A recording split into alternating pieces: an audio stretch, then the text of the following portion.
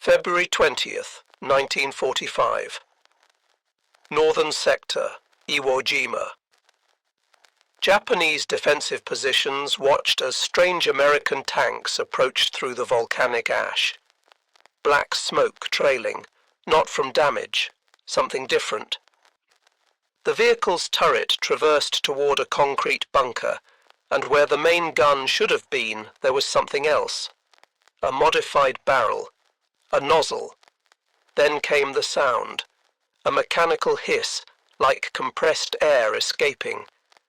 In the next instant, a torrent of burning fuel erupted across 150 yards of volcanic ash, engulfing the neighboring pillbox in napalm-thickened death.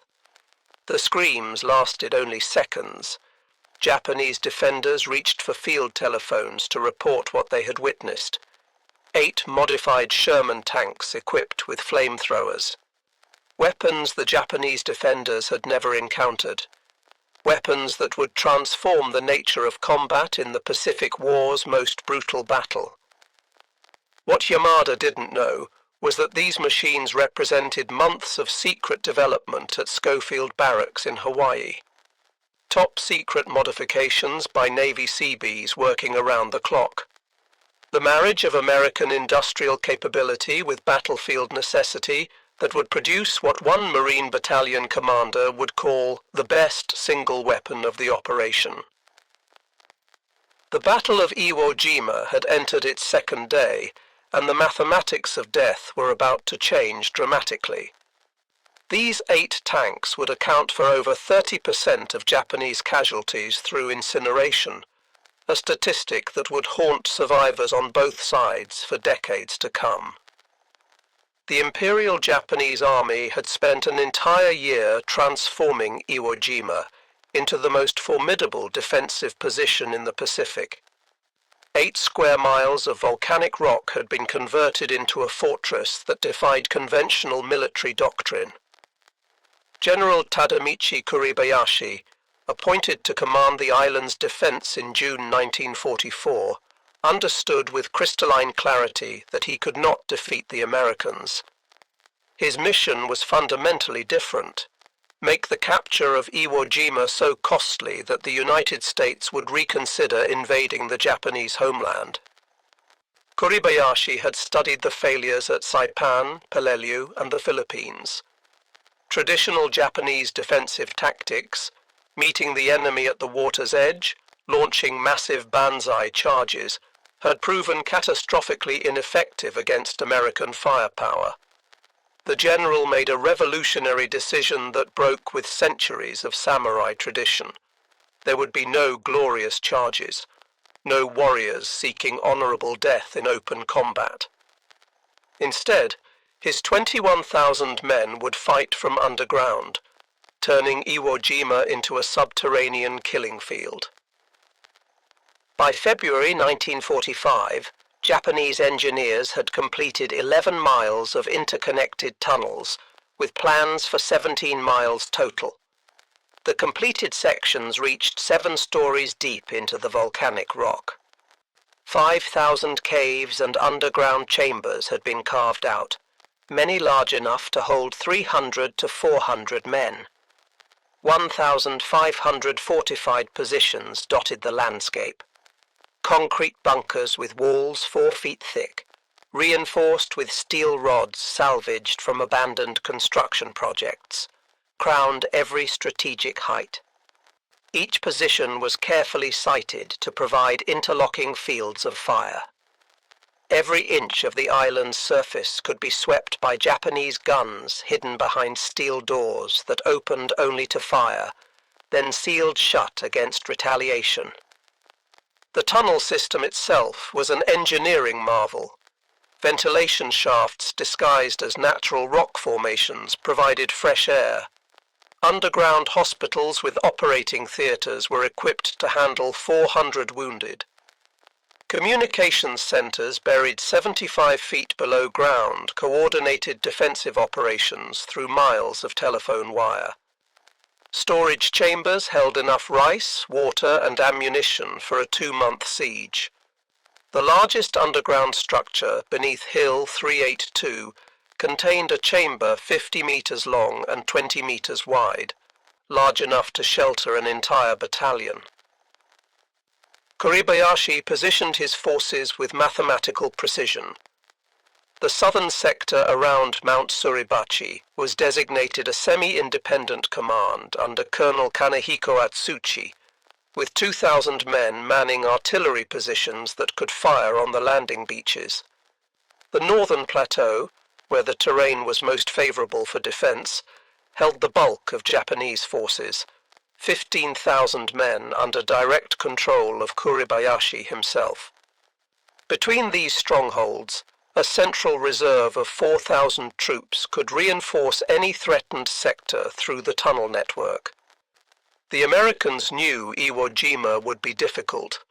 Intelligence reports suggested well-prepared defenses, but the full scope of Kuribayashi's underground fortress remained hidden from aerial reconnaissance.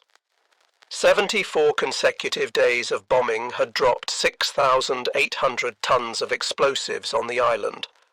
Naval bombardment had hurled 22,000 shells onto Japanese positions. American planners expected these preparations to have eliminated most resistance. They projected the island would fall in 5 days. They were catastrophically wrong. The preliminary bombardment had destroyed less than 200 of the 1,500 fortified positions. The tunnel system remained virtually intact. Most Japanese soldiers hadn't even been scratched by the massive firepower demonstration. At Schofield Barracks, Hawaii, 5 months before the invasion, Colonel George Unmacht assembled a team that would revolutionize armored warfare in the Pacific. Unmacht, a career Army officer with 44 years of military service, commanded the U.S. Army Chemical Warfare Service's most secret project in the Central Pacific area, CENPAC. His mission: develop a weapon system capable of neutralizing Japanese cave and bunker complexes that had proven immune to conventional weapons. The colonel's initial team was small, just the 43rd Chemical Laboratory Company. But Unmacht understood the magnitude of his task required exceptional talent. He requisitioned 25 men from the 117th Naval Construction Battalion, the Seabees, whose mechanical genius and practical engineering skills were legendary throughout the Pacific.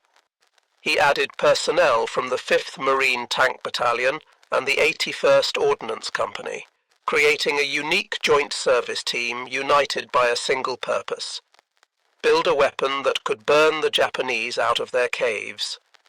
Leading the technical development were machinist mate First Class A. Riker and electricians mate Second Class Joseph Kissel, 2 Seabees whose names would never appear in headlines, but whose innovation would save thousands of American lives. These men brought practical battlefield experience from previous island campaigns. They had seen Marines die trying to assault fortified positions that artillery couldn't destroy. They understood the problem wasn't firepower. It was applying that firepower effectively against an enemy fighting from underground. The challenge was daunting. Previous attempts to mount flamethrowers on tanks had produced mixed results. The Army's initial designs were crude field modifications, essentially portable flamethrowers bolted onto tank hulls. The Canadian Ronson system, which the Marines had acquired 30 units of, had a range limited to 60 to 80 yards with thickened fuel. Fuel capacity allowed only 30 to 40 seconds of total fire. The weapons were maintenance nightmares that frequently malfunctioned in combat, with failure rates exceeding 40% in field conditions. The first breakthrough came with the M3 light tank conversions, dubbed Satan tanks. The 43rd Chemical Company's first creation, Hells Afire, demonstrated the concept's potential but revealed critical limitations. The turret traverse was limited to 180 degrees. the flame gun's elevation was restricted. Most critically, the light tank's thin armor made it vulnerable to Japanese 47mm anti-tank guns that were standard equipment in defensive positions. Unmacht's team needed something better. Through military channels that reached to the highest levels, Unmacht reported directly to Admiral Chester Nimitz's staff. They located 8 M4A3 Sherman medium tanks available for conversion. These tanks displaced 35 tons, powered by a 500 horsepower Ford GAA V8 engine, with armor ranging from 25mm to 76mm thickness. Standard armament included a 75mm main gun and multiple .30 caliber machine guns. The Shermans had proven their durability in European combat and possessed the armor protection necessary to survive Japanese anti-tank fire. But finding tanks was only the beginning. The real innovation came when Riker and Kissel decided to combine the best elements from 3 existing flamethrower systems: the British Ronson, the Navy Mark I, and captured German designs from North Africa. Working 20-hour days in the Hawaiian heat, sleeping in shifts beside their welding equipment, the Seabees began creating something unprecedented. The resulting weapon, designated CB-H1, Construction Battalion Hawaii 1, represented a quantum leap in flamethrower technology. Installation required 150 pounds of welding rod and 1,100 electrical connections, each one critical to the weapon's function. The conversion took 1,200 man-hours per tank, with 150 parts specially machined by CB metalworkers. Each conversion cost between $20,000 and $25,000, equivalent to $360,000 in modern currency. The technical specifications were revolutionary. The CB-H1 operated at 300 pounds per square inch pressure, triple that of previous designs. Maximum range extended to 150 yards with thickened fuel, nearly 3 times the distance of portable flamethrowers. The fuel mixture, a carefully calibrated blend of diesel fuel, gasoline and napalm thickener, developed by the 43rd Chemical Laboratory, would burn at 1,500 degrees Fahrenheit. The system could maintain continuous fire for up to 80 seconds, though doctrine recommended bursts of 2 to 3 seconds to conserve fuel and maintain accuracy. Most critically, the flamethrower replaced the tank's main gun, allowing full traverse of 270 degrees and elevation from -10 to +35 degrees through the tank's existing fire control systems. The gunner could aim the flame weapon as accurately as a conventional cannon, using the same periscope and controls. This integration meant tank crews required minimal additional training to operate the new weapon effectively. But perhaps the most important innovation was psychological. The Seabees painted the modified tanks in standard Marine Corps olive drab. No special markings, no indication of their terrible purpose. To Japanese observers, they appeared to be ordinary Sherman tanks until the moment they opened fire. By then, it was too late. The fuel system itself was a marvel of engineering. The main fuel tanks held 290 gallons of thickened fuel, with an additional 10 gallons of unthickened fuel for ignition. A separate pressure tank contained compressed nitrogen, chosen over compressed air because nitrogen wouldn't support combustion if the tank was hit. The entire system was designed with multiple safety features to prevent the catastrophic explosions that had plagued earlier flamethrower vehicles. Inside the command bunker beneath Hill 382, General Kuribayashi had positioned his defenses according to precise mathematical calculations. Kill zones overlapped at specific angles. Artillery spotters hidden in spider holes could direct fire onto any grid coordinate within seconds, Machine gun nests were positioned to create interlocking fields of fire that would channel American forces into pre-registered artillery targets. The general's defensive philosophy was elegantly simple. Conserve ammunition, remain underground, make the Americans come to you. His standing orders, issued to every commander, were explicit.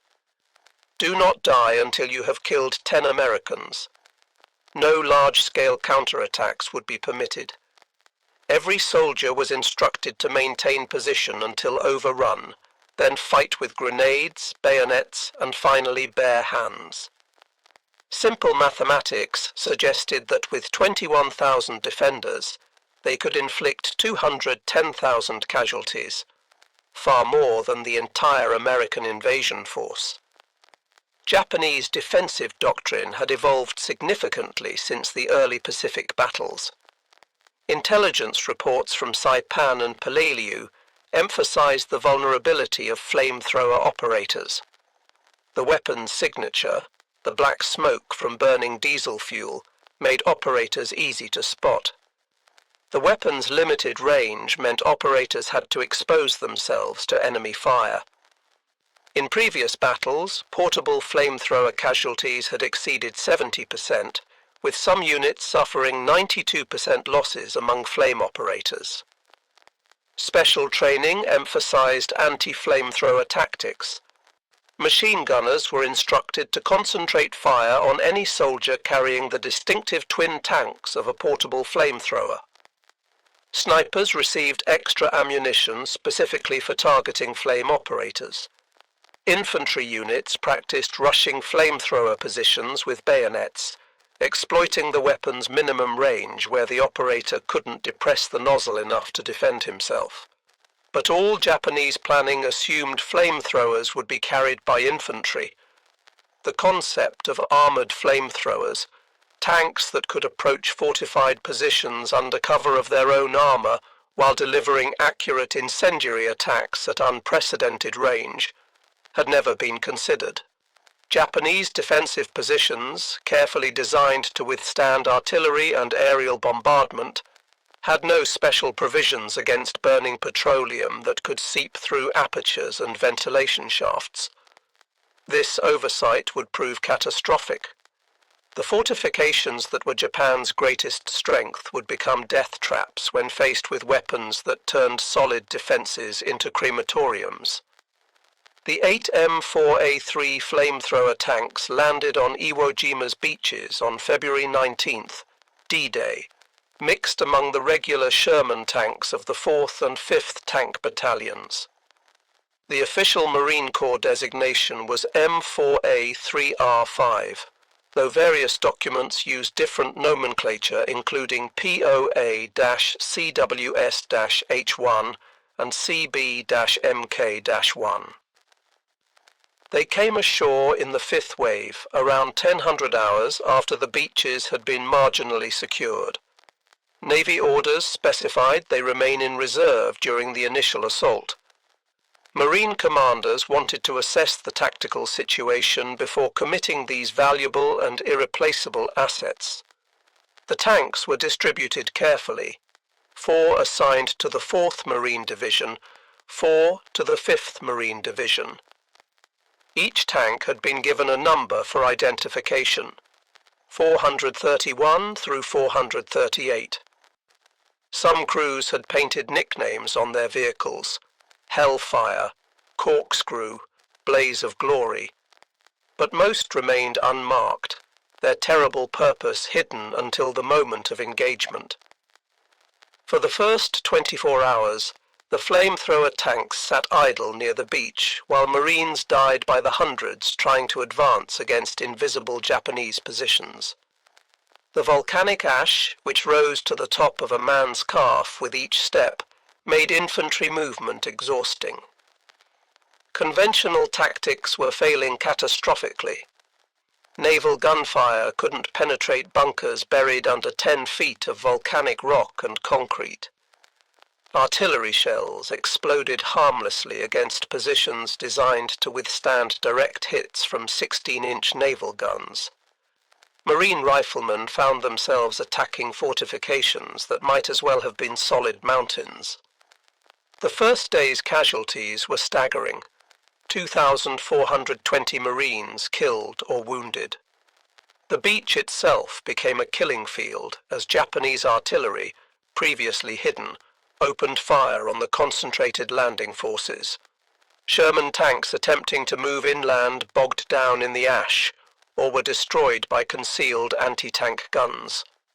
By nightfall, the invasion force had advanced less than 700 yards from the beach, far short of D-Day objectives that called for capturing the first airfield.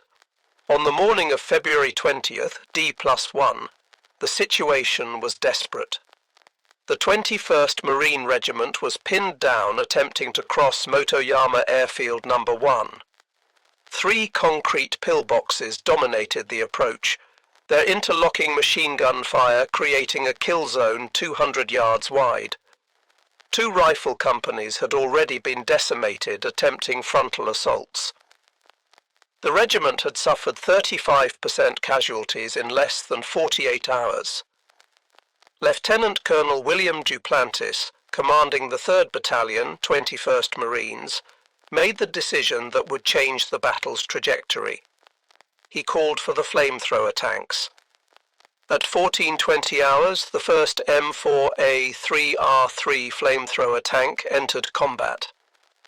Tank number 431, commanded by Staff Sergeant Robert Metzger, a veteran of Saipan and Tinian, approached the Japanese positions from an oblique angle, using destroyed Japanese aircraft as cover. To Japanese observers, it appeared to be another standard Sherman attempting the same failed assault. The tank's approach was cautious. Metzger understood that surprise would be their only advantage. Inside the tank, the 5-man crew prepared for action. Driver Private First Class James Morrison guided the vehicle through the volcanic ash that threatened to bog down the 35-ton vehicle. Assistant Driver Private Robert Chen manned the bow machine gun, watching for Japanese infantry. Loader Corporal Anthony Vitelli checked the fuel pressure gauges, 300 psi, optimal for maximum range.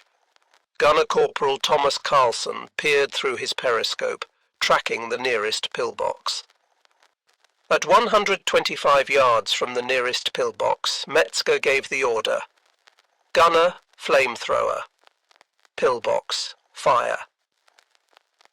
The CBH-1 flamethrower erupted with a sound witnesses described as the devil's own blowtorch. A stream of napalm-thickened fuel oil arced through the air, propelled by compressed nitrogen. The burning liquid struck the pillbox aperture with devastating accuracy, splashing through the machine gun port and flowing inside like lava. The effect was instantaneous and horrifying. Temperatures inside the concrete structure soared past 1,200 degrees Fahrenheit in seconds. The oxygen was consumed so rapidly that Japanese soldiers suffocated before the flames reached them.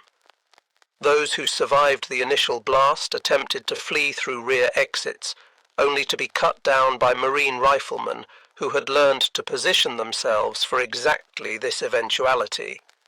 Sergeant Metzger traversed the turret 30 degrees and engaged the second pillbox. This time the defenders were ready. A Japanese 47mm anti-tank gun fired point blank, the shell striking the Sherman's frontal armor and ricocheting skyward. The tank shuddered but continued advancing. Carlson triggered another burst, maintaining fire for 15 seconds until black smoke billowed from every aperture of the fortification. The third pillbox required different tactics. Its position behind a rocky outcropping prevented direct engagement. Metzger ordered Morrison to advance within 80 yards, dangerously close to Japanese infantry positions. As the tank crested a small rise, Japanese soldiers emerged from spider holes, rushing forward with satchel charges and magnetic mines. The tank's bow gunner opened fire with his .30 caliber machine gun, but several Japanese soldiers reached the vehicle's blind spot. This was the moment the Seabees modifications proved their worth. Unlike standard flamethrower tanks that could only fire forward, the CBH-1's full traverse capability allowed Carlson to swing the turret 180 degrees and fire directly behind the tank. The attacking infantry were consumed by a blazing wall that witnesses said looked like the gates of hell opening. With the third pillbox neutralized, Marines of the 21st Regiment advanced 400 yards in 2 hours, more progress than they had made in the previous 2 days. Word spread rapidly through the Marine communications network. The flamethrower tanks worked. More importantly, they survived where conventional tanks failed.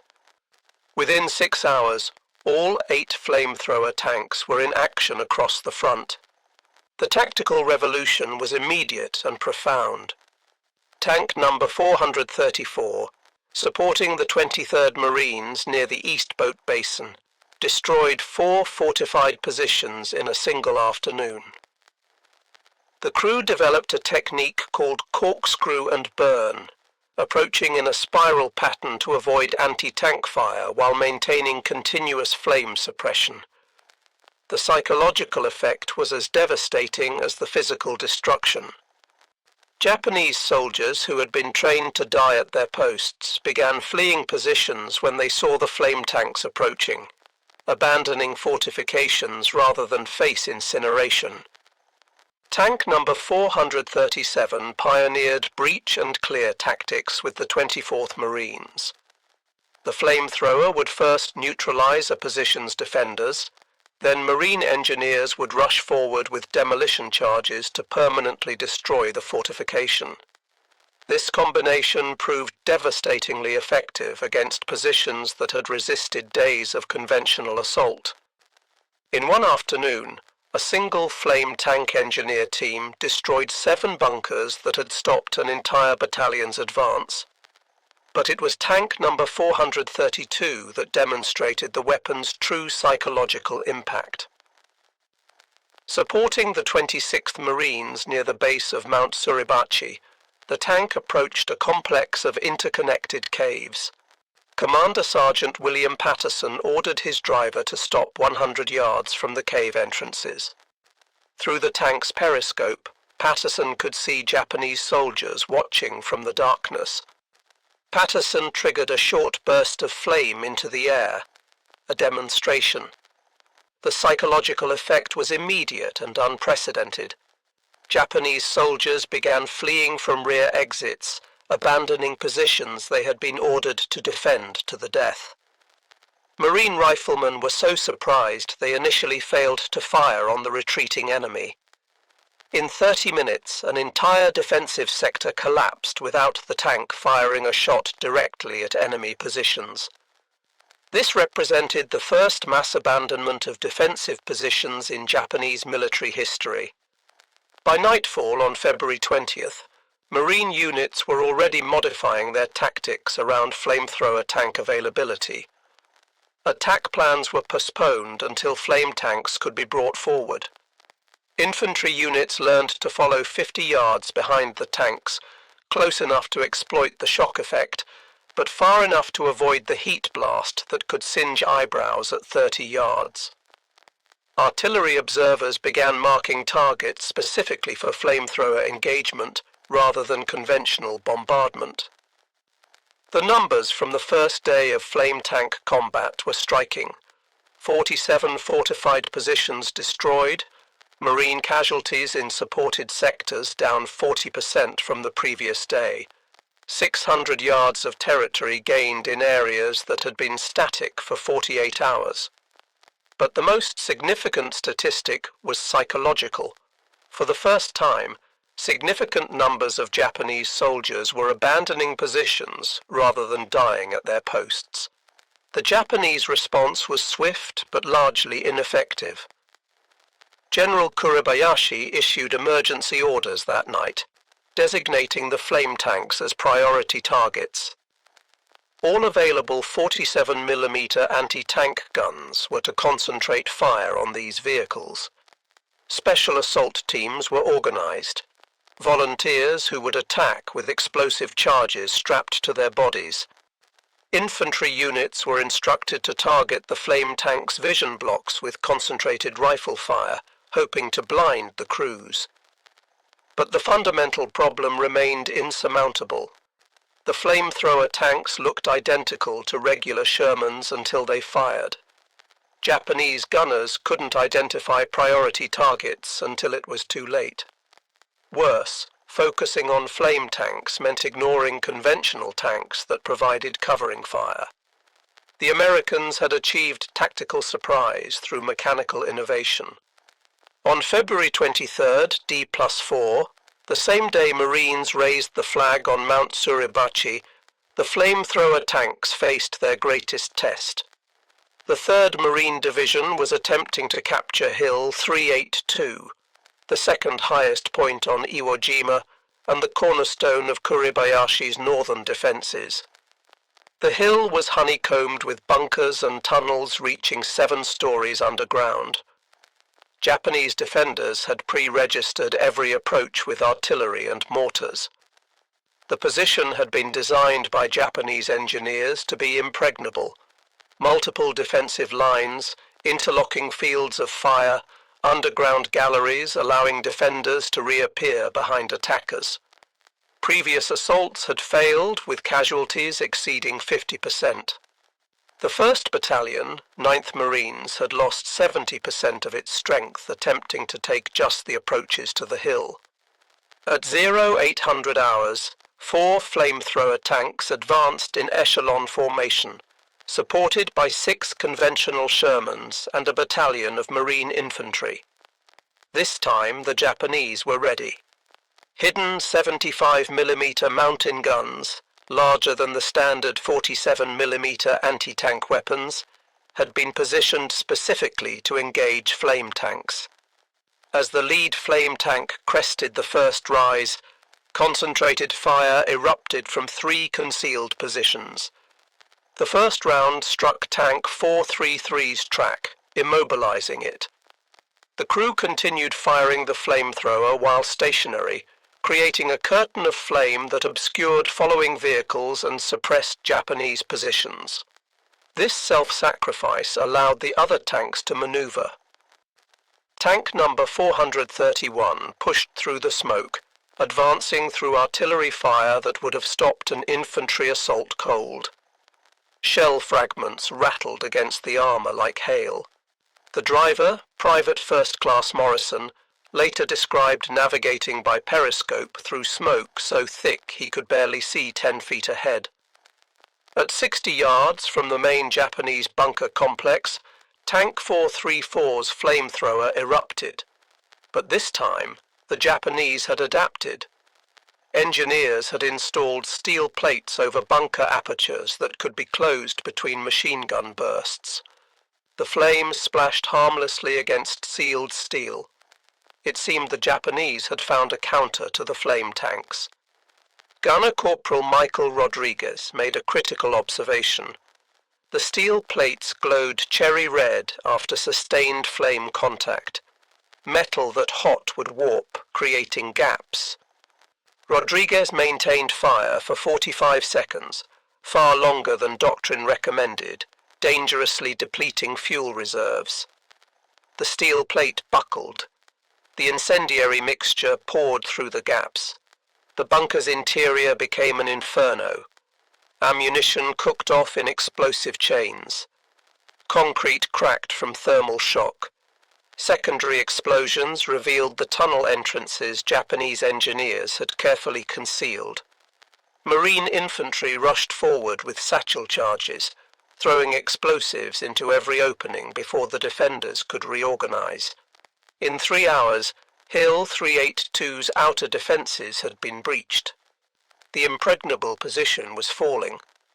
But the battle also revealed the flamethrower tank's limitations. Tank number 431 exhausted its fuel supply after 80 seconds of continuous operation. Refueling required withdrawing to designated areas where specialized fuel trucks waited, a process that took 2 hours minimum. During that time, Japanese defenders could reinforce and reorganize. The tanks were powerful, but not inexhaustible.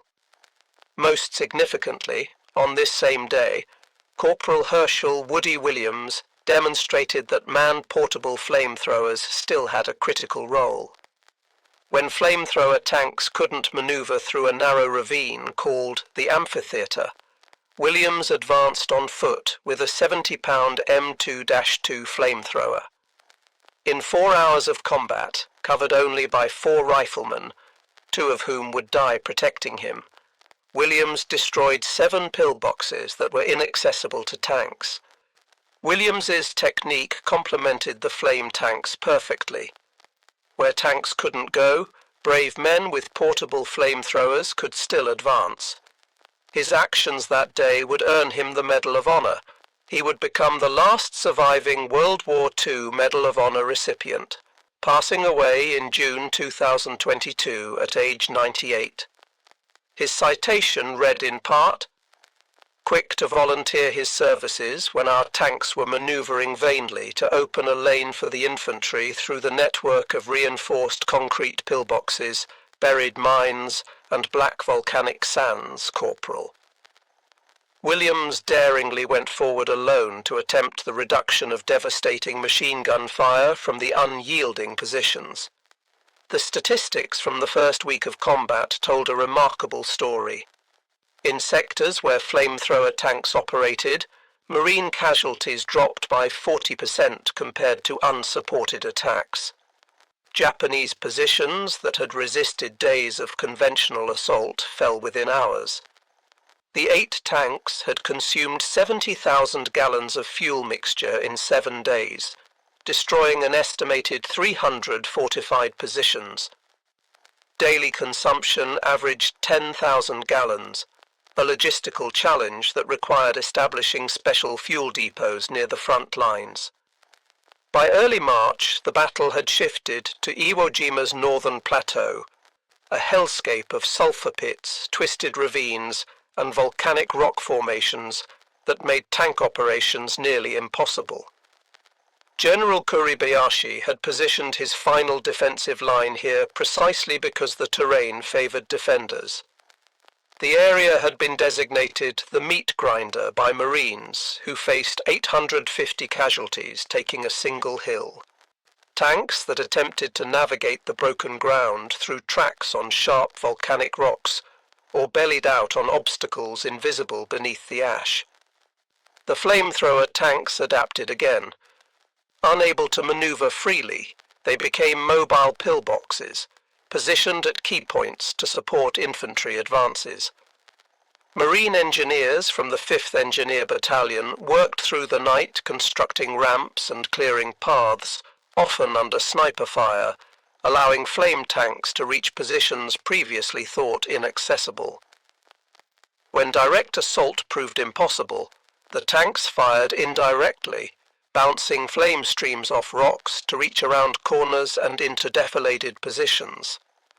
On March 8th, D+17, tank number 436 achieved what crews called the impossible shot.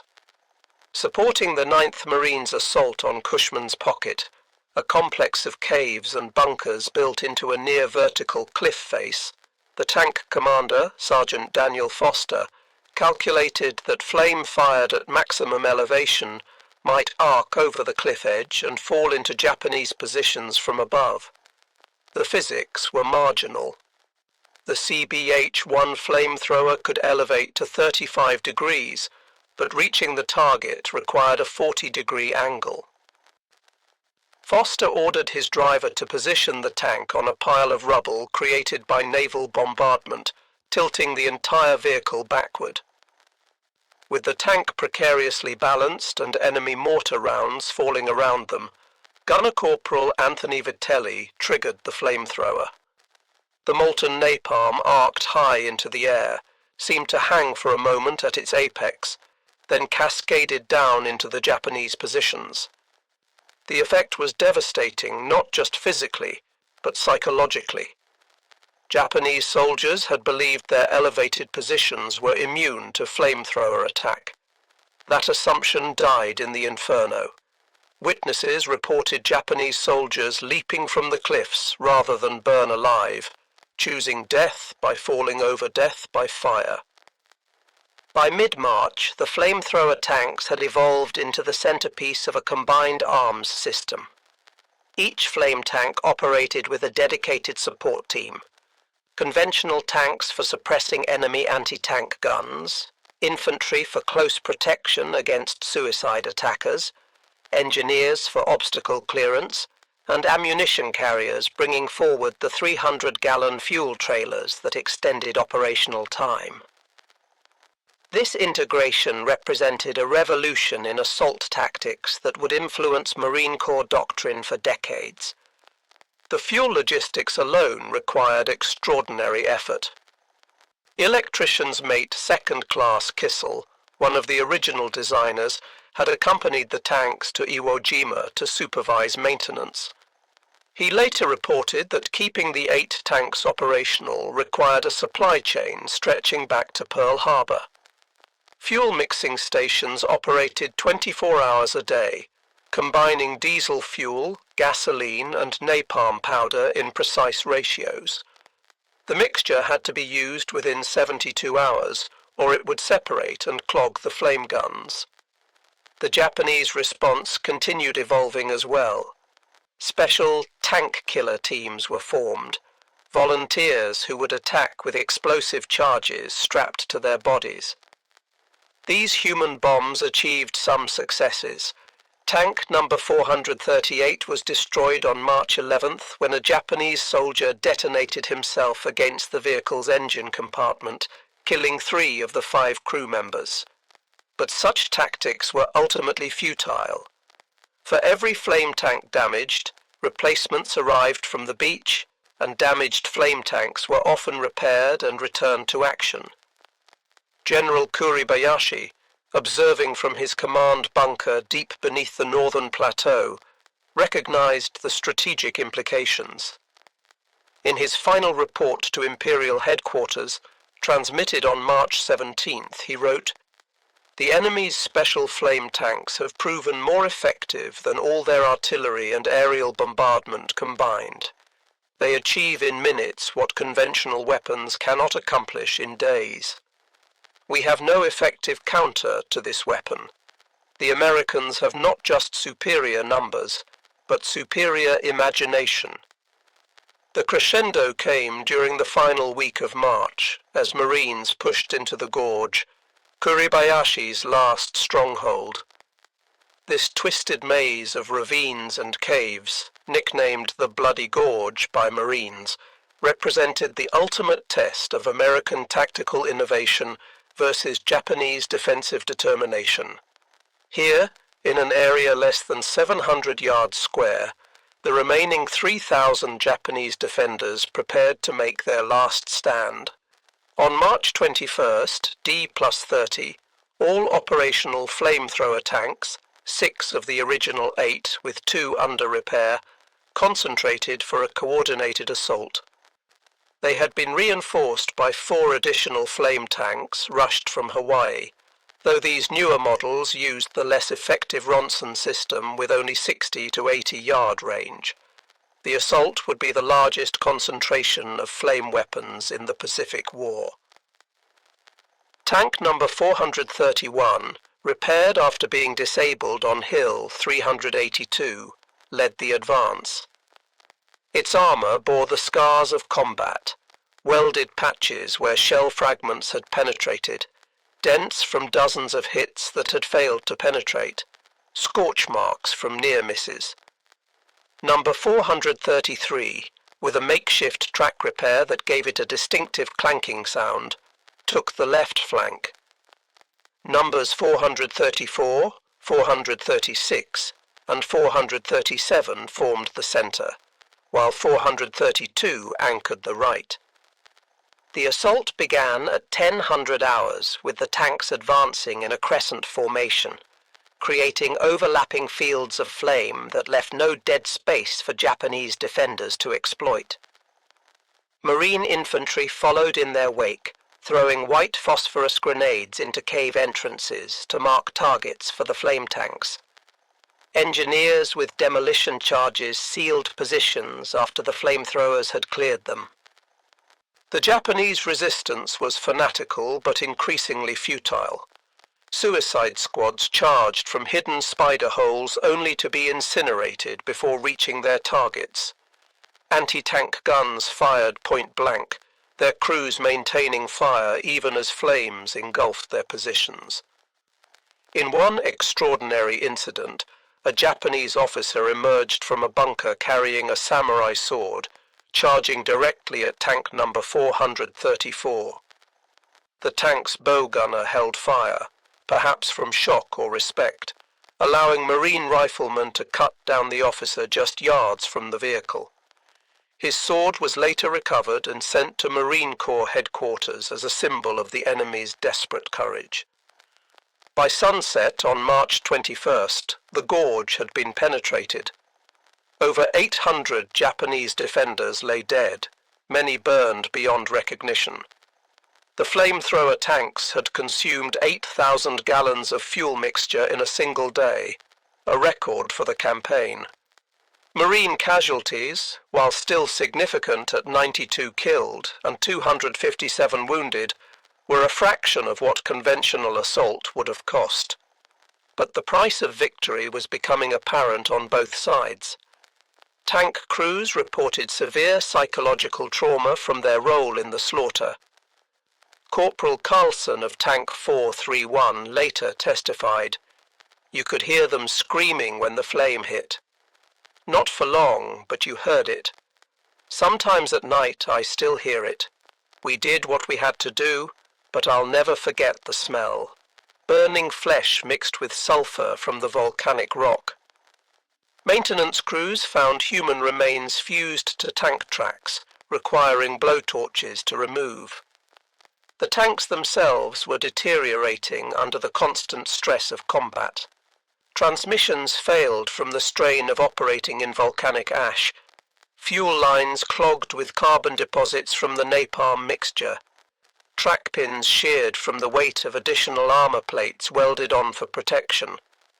By late March, keeping even 4 tanks operational required cannibalizing parts from damaged vehicles. On March 26, 1945, Iwo Jima was declared secure. The battle had lasted 36 days instead of the projected 5.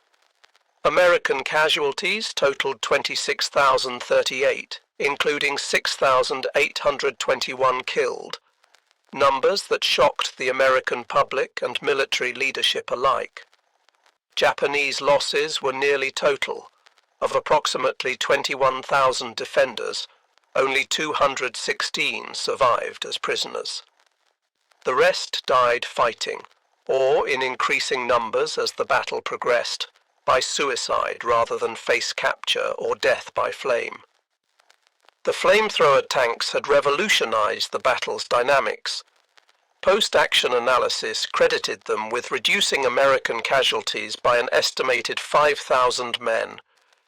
They had destroyed over 1,000 fortified positions, consumed 360,000 gallons of fuel mixture, and fundamentally changed Marine Corps assault doctrine. But perhaps most significantly, they had broken the myth of Japanese invincibility in defensive positions. Captain Frank Caldwell, commanding Company F, 26th Marines, provided perhaps the most succinct assessment. It was the flame tank more than any other supporting arm that won this battle. Artillery, naval gunfire, and aerial bombardment could not rout the Japanese from their underground fortresses. The flamethrower tanks did what nothing else could. Statistical analysis revealed the true impact. Over 30% of Japanese casualties on Iwo Jima were caused by flame weapons, both tank-mounted and portable. In sectors where flame tanks operated, the rate of advance increased by 300% compared to unsupported attacks. Japanese prisoners, a rarity in Pacific battles, numbered 216, more than the combined total from Tarawa, Saipan, and Peleliu. Many specifically cited fear of burning alive as their reason for surrendering. The tactical implications extended far beyond Iwo Jima. The Marine Corps immediately requested 54 additional flamethrower tanks for future operations. Colonel Unmacht's team at Schofield Barracks went into overdrive production. Working with a AAA priority, the same level assigned to the B-29 bomber and Manhattan project, they developed the improved CBH-2 model with increased range and reliability. By June 1945, 70 new flame tanks were ready for Operation Downfall, the planned invasion of Japan. The Army, observing Marine success at Iwo Jima, accelerated its own flamethrower tank program. The entire 713th Tank Battalion was converted to flame tanks for the Okinawa campaign.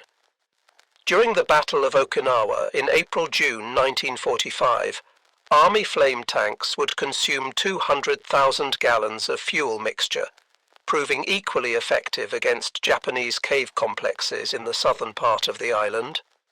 The weapon that had been a last-minute improvisation became standard equipment for Pacific operations. But the strategic implications reached beyond battlefield tactics. Japanese military doctrine, refined over centuries, had failed catastrophically against American technological innovation. The flamethrower tanks represented something more than a new weapon. They embodied the transformation of warfare from individual courage to industrial capability. The production statistics tell their own story. Colonel Unmacht's flame tank group ultimately produced 354 flame tanks by war's end. The Seabees at Schofield Barracks manufactured 226,343 gallons of flamethrower fuel. The napalm mixing plant they constructed could produce 1,000 gallons per day. This industrial capability, replicated across the Pacific, meant American forces could literally burn their way through Japanese defenses. The Seabees who had created these weapons received little public recognition. Machinist mate Reicher and electrician's mate Kissel returned to civilian life after the war, their names forgotten except in obscure technical reports. Colonel Unmacht continued developing chemical weapons until retirement, his contribution to victory known only to a few military historians. Yet their innovation had saved thousands of American lives and shortened one of the Pacific War's bloodiest battles. The tank crews faced different challenges. Many struggled with what would later be recognized as post-traumatic stress disorder. The memory of human beings turned to ash, of screams cut short by consuming flame, haunted men who had done what duty demanded. Sergeant Metzger never spoke of his service until shortly before his death in 1993, telling his grandson, "We did what we had to do." Nobody should be proud of burning men alive, but those tanks saved a lot of Marine lives. That's what I try to remember. Veterans of the flame tanks formed their own informal support network after the war. They met annually in Hawaii, returning to Schofield Barracks where their weapons had been created. These reunions, unreported by media, allowed men to share experiences too terrible for civilian understanding. The last reunion was held in 2010, attended by only 4 surviving crew members. The Japanese perspective emerged slowly through prisoner interrogations and captured documents. Soldiers who had been taught that death in battle guaranteed spiritual transcendence found themselves paralyzed by the fear of incineration. The dishonor of fleeing from combat positions seemed preferable to dying in underground ovens. This psychological collapse contributed to the first large-scale surrenders in Japanese military history. Lieutenant Yamada, who had witnessed the first flamethrower tank attack on February 20th, survived the battle as one of the 216 prisoners. In post-war testimony to American intelligence officers, he reflected, "We had prepared for every form of death, bullets, shells, bayonets, starvation. We had not prepared for burning petroleum that sought us out in our deepest bunkers. The flame tanks broke our spirit in ways no conventional weapon could. They turned our greatest strength, our underground fortifications, into our tombs." Former Sergeant Masao Hayashi, captured after being burned while fleeing a bunker, provided graphic testimony. "The napalm came like a flood, pouring into every space. Men tried to escape through emergency exits, but found more flames waiting. Some shot themselves rather than burn. Others ran into American gunfire, preferring bullets to incineration. I saw warriors who had fought since China refuse to enter positions after seeing flame tanks approaching. This was not the death we had trained for." The transformation represented by the flamethrower tanks extended into the post-war period. The United States Marine Corps, analyzing the success at Iwo Jima, fundamentally restructured its assault doctrine around combined arms tactics integrating armor, infantry, and engineers. The concept of specialized armor for specific battlefield problems became standard military thinking. Future weapons development would prioritize adaptability and innovation over pure firepower. The technology itself continued evolving. The M4A3 Sherman flamethrower tanks served in Korea, where they proved equally effective against Chinese bunker complexes during the battles for the Punch Bowl and Heartbreak Ridge. Marine flame tanks destroyed over 300 Chinese positions during the Korean War, though with less dramatic effect due to better Chinese awareness of the weapon's capabilities. The last American flame tank, the M132 armored flamethrower based on the M113 armored personnel carrier, wasn't retired until 1978, ending a weapons lineage that began with 8 hastily modified Shermans in a secret warehouse in Hawaii. By then, thermobaric weapons and precision-guided munitions had replaced flamethrowers as the primary means of defeating fortified positions. International law eventually restricted flamethrower use, with Protocol 3 of the Convention on certain conventional weapons limiting incendiary weapons. The weapon that had been decisive at Iwo Jima became controversial as public opinion shifted against weapons deemed excessively cruel. Yet military historians note the irony. The flamethrower tanks, for all their horror, had shortened the battle and potentially saved thousands of lives that conventional assault would have claimed. The industrial achievement cannot be understated. The United States produced 49,234 Sherman tanks during World War II. Only 354 were converted to flamethrower configuration. Yet these few hundred vehicles had impact far exceeding their numbers. At Iwo Jima, 8 tanks had changed the course of a battle that might have lasted months and cost tens of thousands more casualties. The production cost, roughly $200,000 per converted tank in 1945 dollars, seems trivial compared to the lives saved. Military analysts calculated that each flame tank at Iwo Jima potentially preserved 625 American casualties, based on casualty rates in unsupported versus flame-supported attacks. In the cold calculus of war, the investment in technology had paid dividends in blood not spilled. But perhaps the most profound legacy was psychological. The flamethrower tanks had demonstrated that technological innovation could overcome even the most fanatical human resistance. The age of individual warrior prowess was ending, replaced by an era where victory belonged to nations capable of superior industrial production and technical innovation. The samurai spirit, for all its nobility, could not withstand liquid fire delivered by mass-produced machines. In the volcanic soil of Iwo Jima, beneath monuments to courage and sacrifice, lie the remains of over 20,000 Japanese soldiers who died defending positions they believed impregnable. Many were incinerated by weapons they never imagined could exist.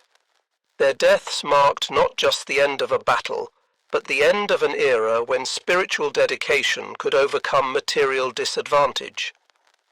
The 8 M4A3 flamethrower tanks that fought at Iwo Jima were ultimately machines, steel, aluminum, rubber and mechanical components assembled by workers who would never see combat. Yet they represented something larger, the mobilization of American industrial might, scientific innovation, and mechanical genius in service of victory. The Seabees who built them, the Marines who crewed them, and the Japanese who died facing them were all part of a transformation that would define modern warfare. Today, the last surviving flamethrower tank from Iwo Jima sits in the National Museum of the Marine Corps in Quantico, Virginia. Tank number 434, the museum specimen, bears the scars of its service, welding marks where armor was patched, dents from shell impacts, scratches from volcanic rock. A small plaque notes its specifications and battle history. What it cannot convey is the sound of compressed nitrogen releasing, the smell of burning napalm mixed with sulfur, the sight of liquid fire flowing like water into underground fortresses. Visitors often pass quickly, disturbed by the weapon's terrible purpose. School children on field trips ask why anyone would create such a horrible weapon. Veterans who understand its history pause longer, some saluting, others simply staring in silent remembrance. For them, the tank represents not glorification of war, but recognition of war's terrible necessities. The last reunion of Iwo Jima flame tank veterans was held in 2015, on the battle's 70th anniversary. Only 3 crew members attended, all in their 90s. They gathered at the museum, sharing memories with historians eager to preserve first-hand accounts. Corporal Anthony Vitelli, former gunner on Tank 436, offered perhaps the most poignant observation. People ask if I'm proud of what we did. Pride isn't the right word. We did a terrible job that had to be done. Those tanks saved Marine lives. That's enough. The men who designed, built and operated these machines have almost all passed into history. Corporal Herschel Woody Williams, who fought alongside the flame tanks with his portable flamethrower, was the last Medal of Honor recipient from Iwo Jima to die, passing in June 2022 at age 98. With him went the last living memory of flame warfare's terrible reality. His foundation continues to honor Gold Star families, ensuring the sacrifice of those who died is not forgotten. Colonel Unmacht's classified reports, declassified in the 1970s, reveal the frantic pace of innovation that produced the flame tanks.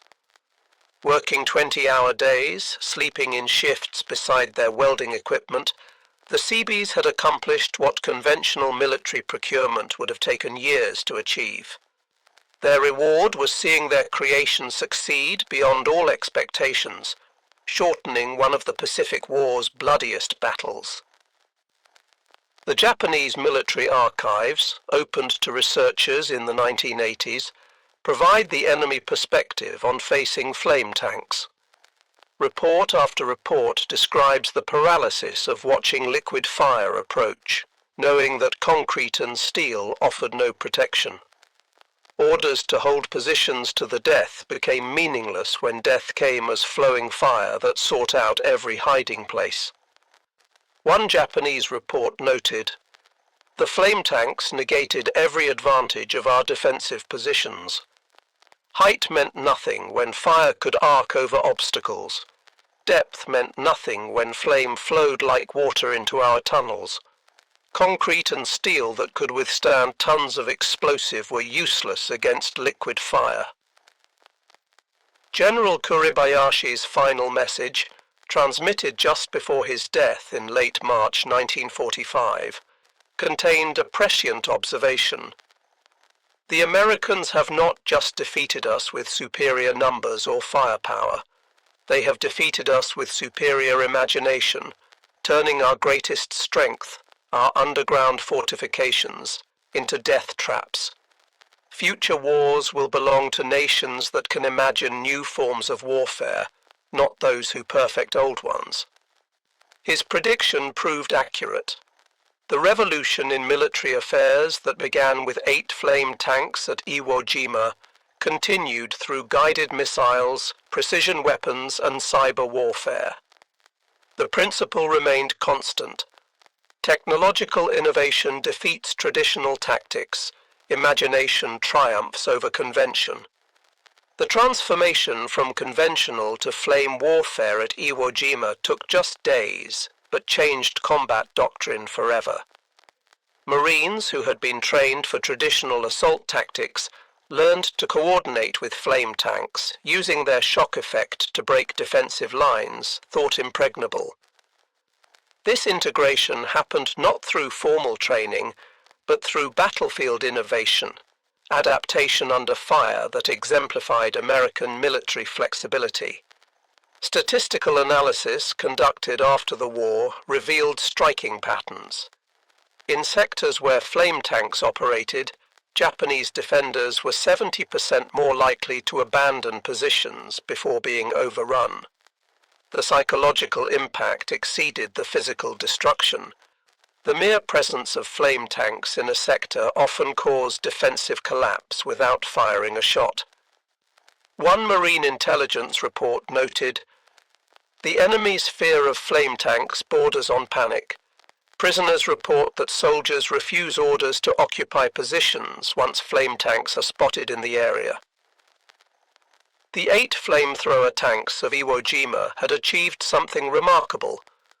In 36 days of combat, they had validated a new form of warfare, saved thousands of American lives, and contributed to victory in one of World War II's most crucial battles. Their legacy lived on in every subsequent conflict where American forces faced entrenched enemies, from Korea to Vietnam to Iraq. Yet the moral questions remain unresolved. The tank crews who survived often struggled with what they had done. The efficiency of killing by fire, the industrial scale of incineration, challenged traditional concepts of honorable warfare. These men had been instruments of a terrible necessity, wielding weapons that turned human beings to ash in seconds. Many never spoke of their service, taking their memories to the grave rather than burden others with the horror. The final testament comes from a 1985 reconciliation ceremony on Iwo Jima. Former tank commander Robert Metzger and former Lieutenant Kiyoshi Yamada, who had witnessed the first flame tank attack, stood together where Tank 431 had first fired 40 years earlier. Yamada spoke through an interpreter. "I hated you for 40 years. The flame tanks killed my friends in ways I cannot forget. But I understand now. War makes monsters of us all. You did what you had to do, as did we." Metzger responded simply, "We were all just boys trying to survive. I'm glad we both lived to stand here today." The 2 old warriors embraced. As the sun set over Iwo Jima's black sand beaches, the veterans walked together toward the memorial to all who died. Behind them, Mount Suribachi rose against the darkening sky. The island that had once burned with combat fury had returned to peace. The age of the flamethrower tank had begun and ended in the Pacific, its legacy written in fire across volcanic islands.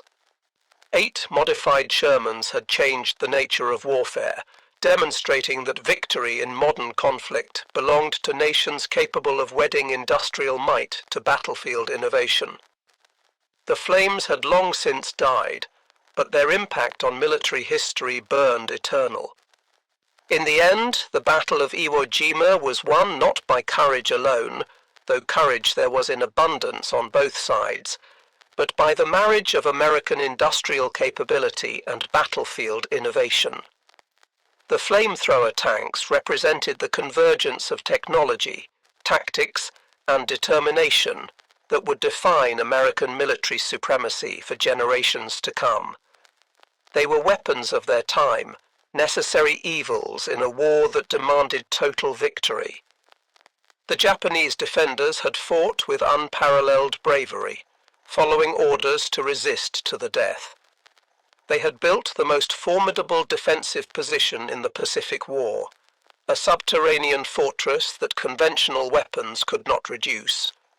But they had not anticipated incendiary weapons that poured like molten rain, seeking out every cave and bunker, turning their underground sanctuary into a crematorium. Their defeat was not a failure of courage, but a collision with superior technology and innovation. The numbers tell the final story with brutal clarity.